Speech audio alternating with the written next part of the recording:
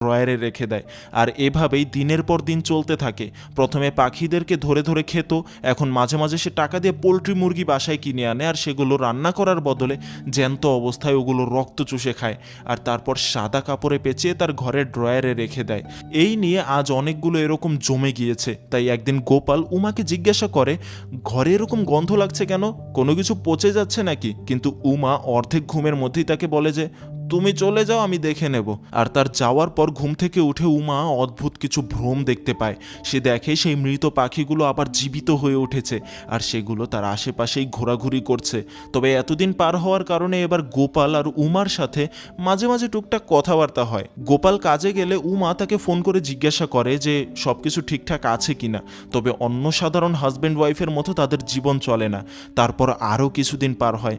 একবার এক ছুটির দিন গোপালের এক বন্ধু তার বউকে নিয়ে গোপালের বাসায় আসে। তবে উমা বিষয়টাতে কেমন যেন মানিয়ে নিতে পারছে না। সেখানে দুজনে কিছুটা সময় কাটায়, তারপর সবাই মিলে শহরের অন্যদিকে একটা বিচে ঘুরতে যায়। এটা সেই বিচ নয় যেখানে তারা আগের বার 13 ঘন্টা জার্নি করে গিয়েছিল, এটা তাদের শহর থেকে খুব কাছেই ছিল। সেখানে গোপালের সেই বন্ধুর একটা কুকুর ছিল। কি মনে করে উমা তাকে জিজ্ঞাসা করে, আমি কুকুরটাকে ঘুরিয়ে নিয়ে আসি। এই বলে সেটাকে সাথে করে সে কোথায় যেন চলে যায়। কিন্তু কিছুক্ষণ পর উমা অদ্ভুতভাবে সেখানে কুকুর ছাড়াই চলে আসে আর বলে তার কুকুর কোথায় যেন পালিয়ে গিয়েছে, তারা যেন খুঁজে নেয়। আর তার এই কথায় সবাই অবাক হয় যে সে এমনভাবে কেন বলছে, এত কেয়ারলেস কিভাবে হতে পারে সে। আর আমরা অবশ্যই বুঝতে পারছি যে কুকুরটার সাথে সে কি করেছে, কারণ সে তো এখন এক রক্তচোষা ডাইনি। সেদিন সারাটা সময় দুজনে এদিক ওদিক ঘুরে বেড়ায়।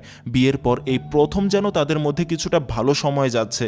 রাতের বেলা দুজনে স্টেশনে ট্রেনের অপেক্ষা করে, তাদেরকে বাড়ি ফিরতে হবে। তবে উমা সেখানে এক হাওয়াই মিঠাইওয়ালাকে দেখে সেগুলো খেতে চায়। তাই গোপাল সেটা কিনতে সামনে এগোয়, কিন্তু কেনার পর দেখতে পায় তাদের ট্রেন ছেড়ে দিয়েছে আর উমা সেখানে নেই। অর্থাৎ হয়তোবা সে অলরেডি ট্রেনে উঠে গিয়েছিল। তাই পরের ট্রেন ধরে গোপাল তাড়াহুড়ো করে তার বাসায় ফিরে আসে আর দেখতে পায় তার বাসার ছাদেই উমা তার জন্য অপেক্ষা করছে। সেখানে সে তার জন্য সেই হাওয়াই মিঠাই সাথে করে নিয়ে এসেছে, কিন্তু উমা সেটাকে ফেলে দেয়। আর আজকে প্রথম দুজনে কিছুটা একে অপরের প্রতি আকৃষ্ট হয়। তবে তাদের আচার আচরণ খুবই অদ্ভুত। রাতের বেলা এই প্রথম বিয়ের পর তারা ইন্টিমেট হয়, দুজনে খুব ভালোই সময় কাটায়। তবে সকালে যখন উমার ঘুম ভাঙে তখন আবারও সে তার ভ্রম দেখতে পায়। সে দেখে সেই মৃত পাখিগুলো তার খাটের নিচ থেকে এক এক করে বের হচ্ছে। আর এই দেখে সে যখন গোপালকে ঘুম থেকে জাগাতে ধরে তখন সে বুঝতে পারে যে গোপাল আর বেঁচে নেই। আসলে গল্পের অনেকটা আগে থেকেই আমরা দেখে এসেছি যে উমার মধ্যে একটা ডাইনির জন্ম হচ্ছে, যার খাবার হলো প্রাণীর রক্ত। এতদিন সে বিভিন্ন জন্তু জানোয়ারের রক্ত